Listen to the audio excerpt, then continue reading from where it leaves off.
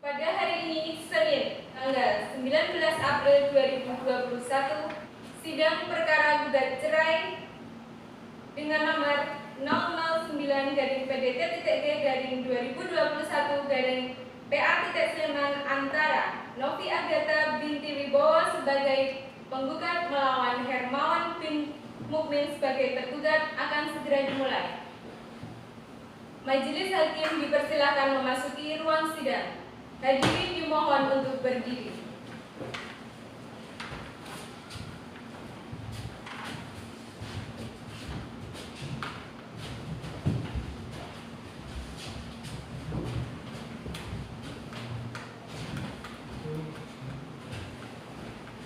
Hadirin dipersilakan duduk kembali.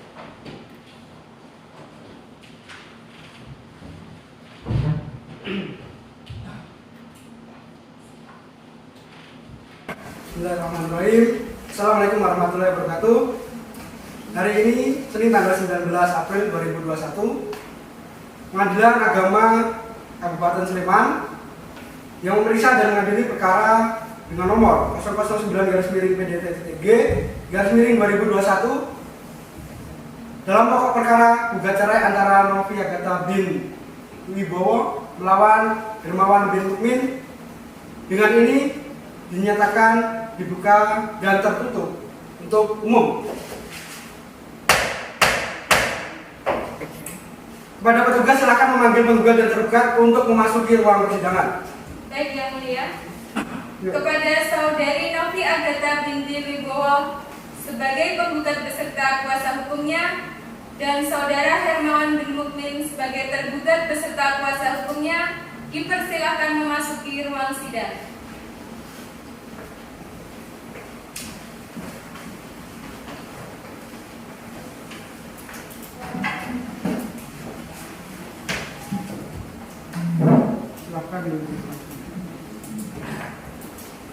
Oke, sesuai agenda persidangan hari ini akan dilanjutkan dengan pembacaan putusan pengadilan atas perkara nomor 009-PDT-G-2021-PA Sleman.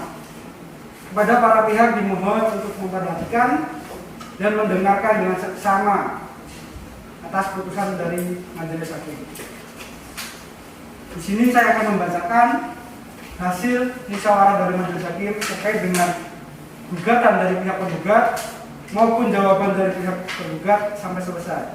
Di sini mohon kedua belah pihak mendengarkan dengan sebaik-baiknya. Putusan nomor 009-PDT-G-2021-PA Sleman. Bismillahirrahmanirrahim.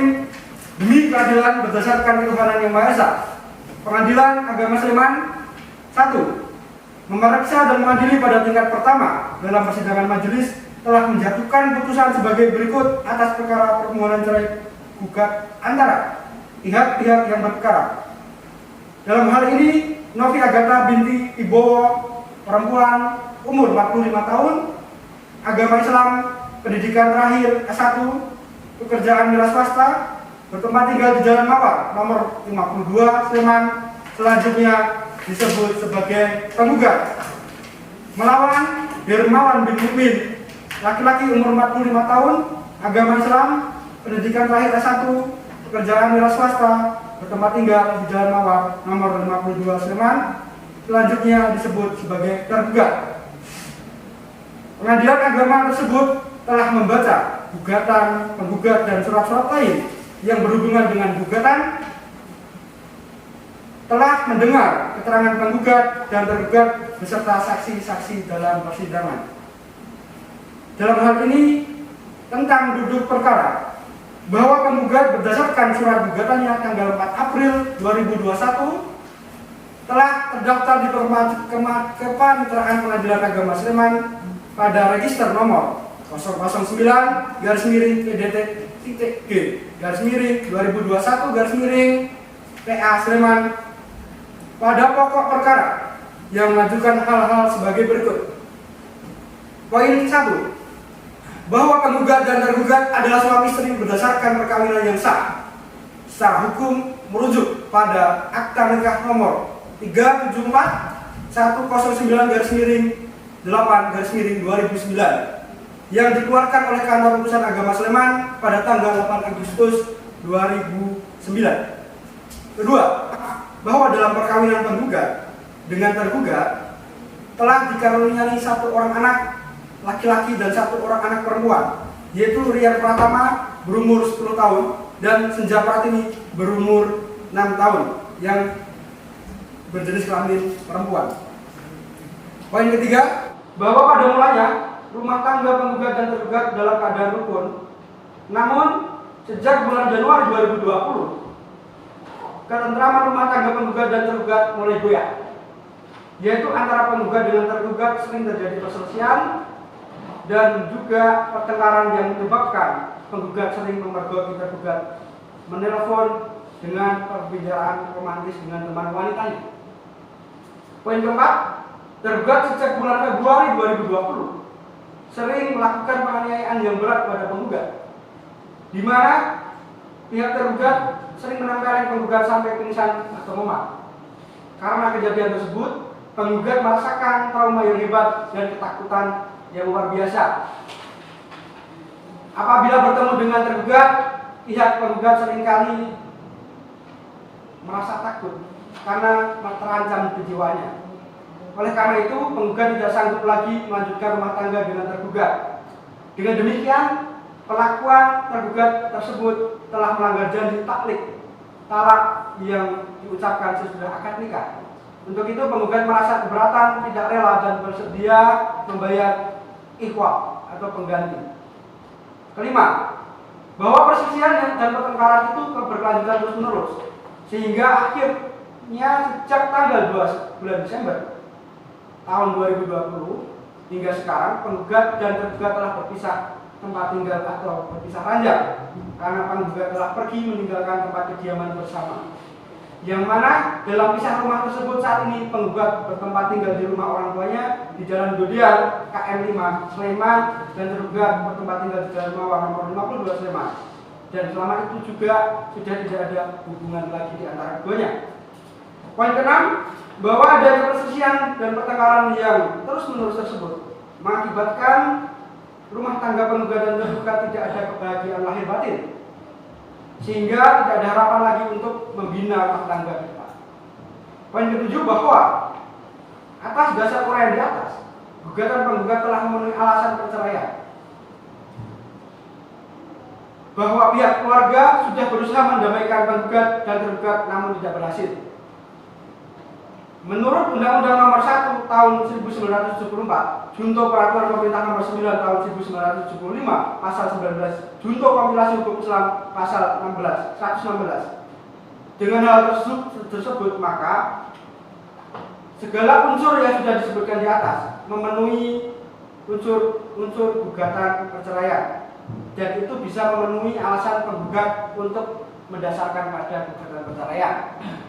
Oleh karena itu, dasar-dasar tersebut membuat penggugat merasa kuat dengan alasan yang kuat cukup untuk melakukan perceraian yang telah dilakukan. Oleh karena itu, penggugat memohon kepada Bapak Ketua Pengadilan Agama Sleman dan Majelis Hakim untuk memeriksa perkara ini dengan memberikan putusan sebagai berikut. Pertama, mengabulkan gugatan penggugat. Kedua, menceraikan penggugat dan tergugat. Ketiga, membebankan biaya perkara kepada penggugat sesuai dengan peraturan perundang-undangan yang berlaku. Dan yang terakhir adalah menjatuhkan putusan yang seadil-adilnya. Dilanjutkan, Hakim Ketua Anggota, Hakim Anggota 1. Siap. Bahwa pada hari dan tanggal sidang yang telah ditetapkan, para pihak telah dipanggil. Penggugat dan tergugat hadir di persidangan beserta kuasa hukumnya. Bahwa Majelis Hakim berusaha mendamaikan dan menasihati penggugat selaku pihak yang hadir agar bersabar dan rukun kembali menjalin ketentraman rumah tangganya. Dengan tergugat namun tidak berhasil. Bahwa selanjutnya pemeriksaan terhadap perkara ini dilangsungkan dalam sidang tertutup untuk umum dengan diawali pembacaan surat gugatan penggugat yang isinya tetap dipertahankan oleh penggugat, dilanjutkan dengan pembacaan jawaban oleh tergugat, replik, duplik, sampai dengan pemeriksaan saksi di Pengadilan Agama Sleman.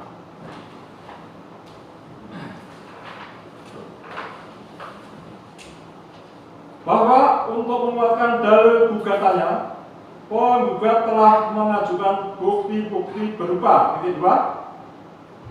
1. Fotokopi kartu tanda penduduk yang telah dilegalisir atas nama penggugat nomor titik 2 3404 125 204 760003 tanggal 3 Maret 2015 yang dikeluarkan oleh Kepala Dinas Kependudukan dan Pencatatan Sipil Kabupaten Sleman.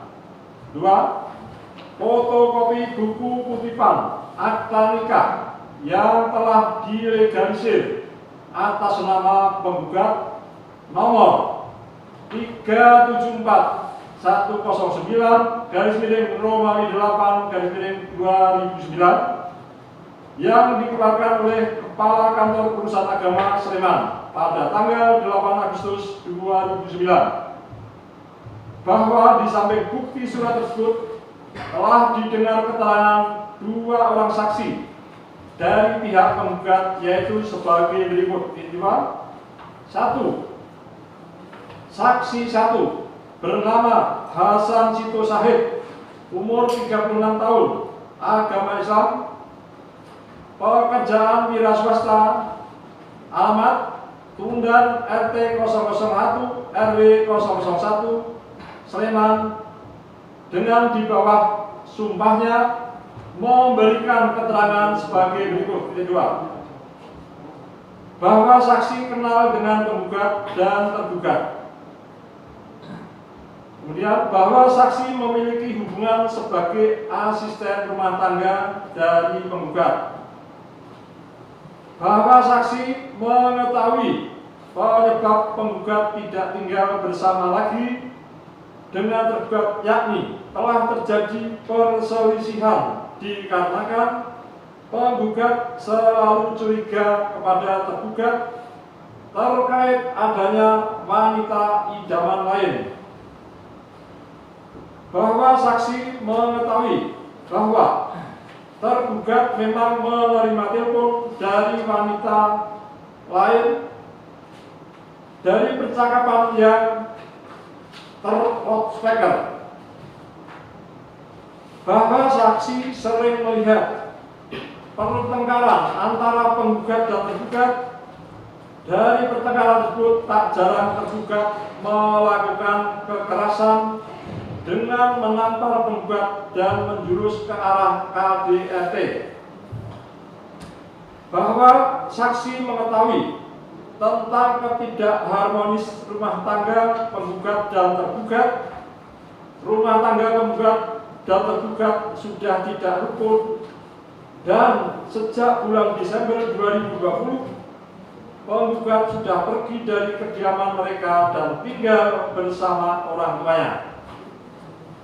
Bahwa saksi pernah menasihati penggugat dan tergugat tetapi tidak berhasil, dan saksi sudah tidak sanggup lagi untuk mendamaikan. 2. Saksi 2 bernama Saudara Margianto, umur 31 tahun, agama Islam, pekerjaan wira swasta, alamat Jalan Mawar nomor 53 Sleman, dengan di bawah sumpahnya memberikan keterangan sebagai berikut. 2. Bahwa saksi kenal dengan penggugat dan tergugat. Bahwa hubungan saksi dengan penggugat adalah sebagai tetangga dekat. Rumah saksi berhadapan dengan rumah penggugat dan hanya dipisahkan oleh jalan. Bahwa saksi sering mendengar percekcokan antara penggugat dan tergugat di malam hari dan terkadang melihat pertengkaran di depan rumah.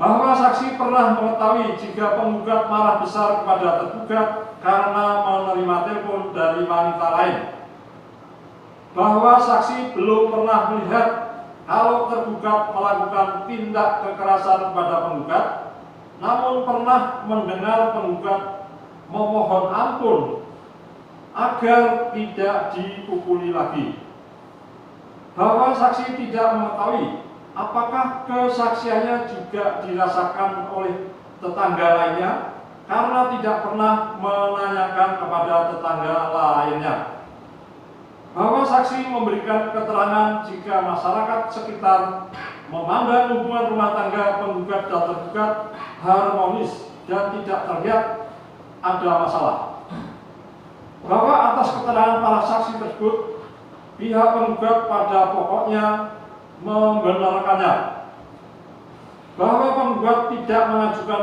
hal lain lagi dan selanjutnya mohon perkara ini segera diputus, bahwa untuk mempersikat orian putusan ini maka hal-hal yang termuat dalam berita acara sidang perkara ini selanjutnya dianggap telah termuat dalam putusan ini. Baik, hakim anggota 2, silakan melanjutkan. Terima kasih hakim ketua.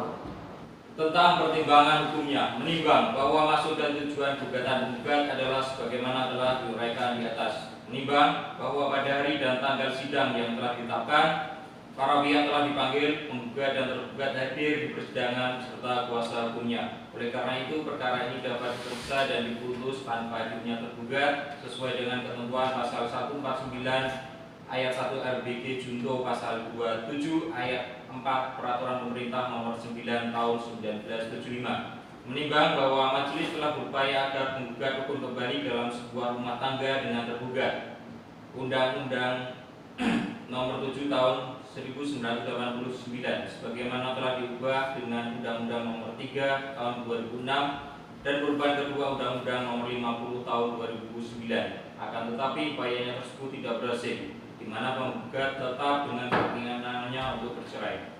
Bahwa keterangan penggugat yang dikuatkan dengan fotokopi kartu tanda penduduk terbukti penggugat bertempat tinggal di wilayah Sleman dan berdasarkan pasal 7 ayat 1 Undang-Undang Nomor 7 Tahun 1989 tentang Peradilan Agama yang telah diubah dengan Undang-Undang Nomor 3 Tahun 2006, maka perkara ini menjadi kompetensi relatif Pengadilan Agama Sleman. Menimbang bahwa gugatan cerai penggugat termasuk bidang perkawinan, maka sesuai pasal 49 huruf A Undang-Undang Nomor 3 Tahun 2006 perubahan atas Undang-Undang Nomor 7 Tahun 1989 tentang Peradilan Agama, maka perkara ini wewenang absolut Pengadilan Agama Sleman. Menimbang bahwa sebelum mempertimbangkan mengenai terbukti tidaknya alasan cerai penggugat terlebih dahulu, majelis hakim akan mempertimbangkan hubungan perkawinan penggugat dan tergugat yang merupakan syarat formal dalam mengajukan gugatan cerai.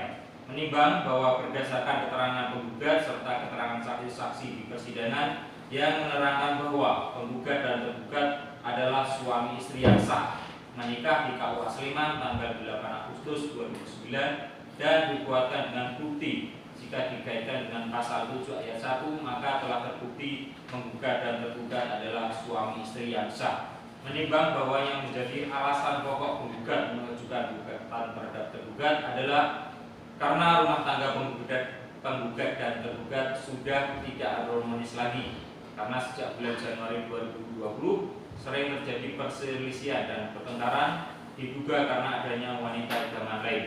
Sejak bulan Februari 2020 sering terjadi penganiayaan yang menjurus ke arah KDRT yang mengakibatkan penggugat sampai pingsan atau memar, dan puncak pertengkaran terjadi pada awal Desember 2020 yang mengakibatkan penggugat dan tergugat pisah tempat tidur dan tidak sanggup lagi membina rumah tangga dengan tergugat. Akhirnya pada tanggal 4 Februari 2021 penggugat mengajukan perkara ini ke Pengadilan Agama Sleman. Menimbang bahwa mengingat alasan perceraian yang didalilkan penggugat serta sifat sengketa yang terjadi antara penggugat dan tergugat, majelis memandang perlu mendengar keterangan saksi-saksi yang berasal dari keluarga atau orang yang dekat dengan kedua belah pihak. Menimbang menimbang bahwa saksi pertama bernama Hasan Sito Said adalah sebagai asisten rumah tangga penggugat dan saksi kedua bernama Mardianto adalah sebagai tetangga penggugat. Dengan demikian, secara formal dua orang saksi tersebut telah memenuhi ketentuan tersebut di atas.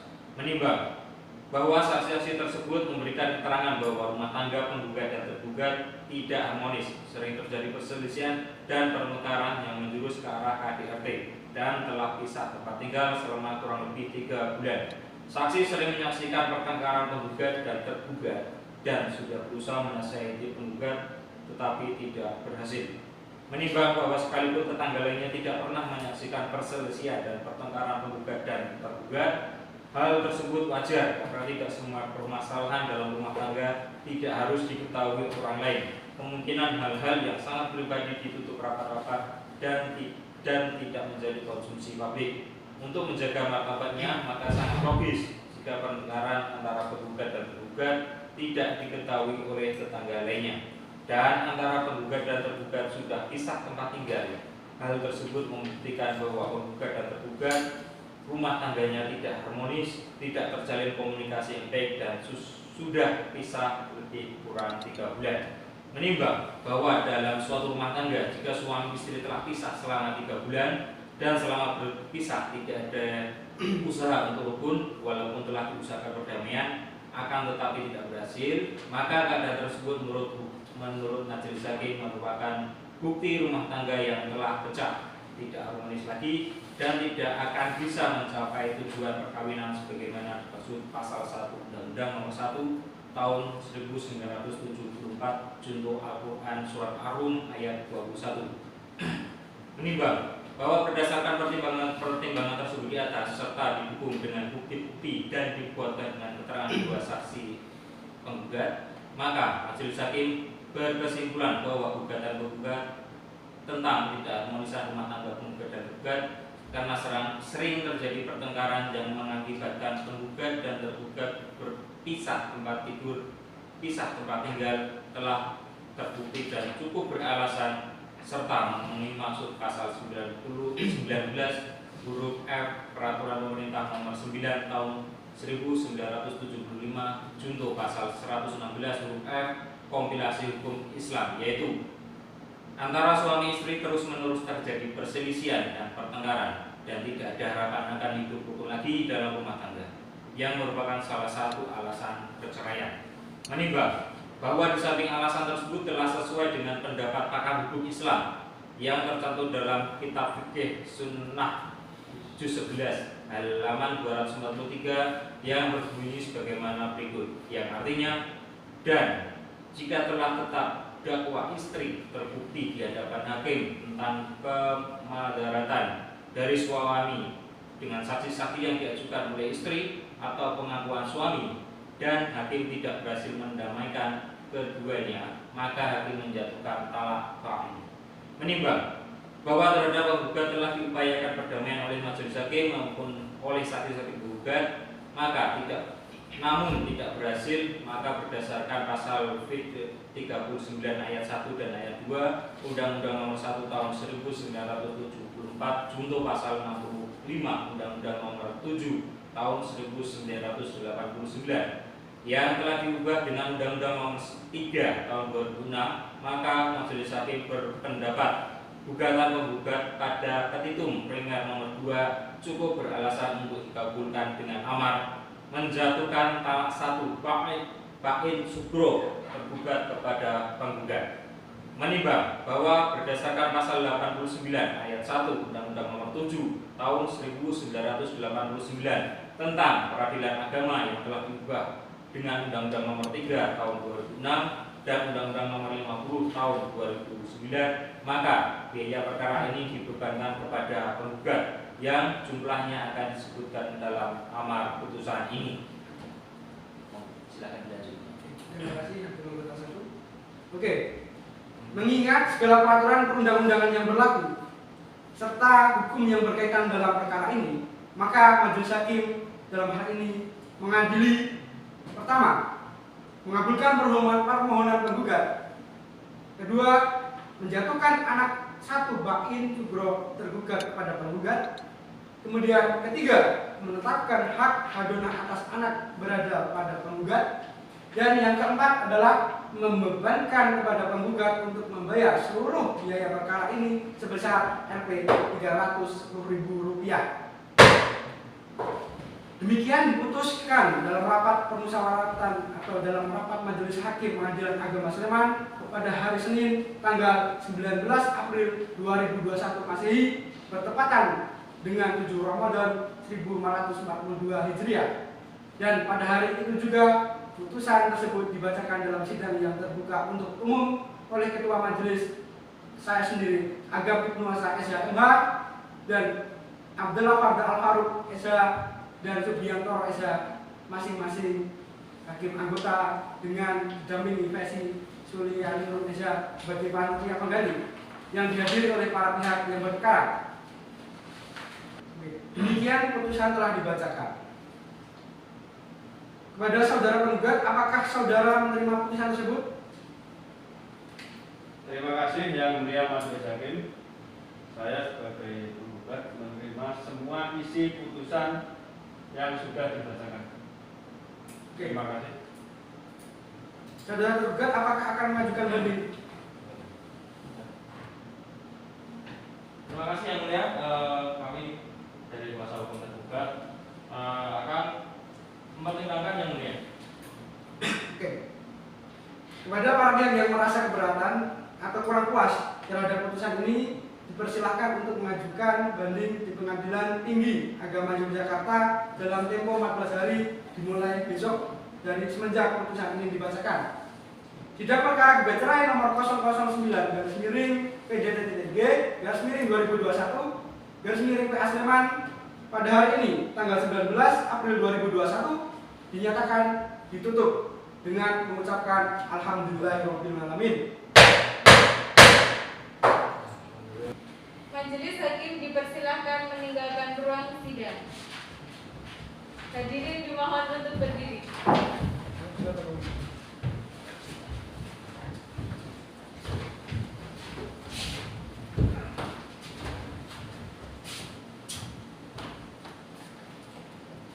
Hadirin dipersilahkan duduk kembali.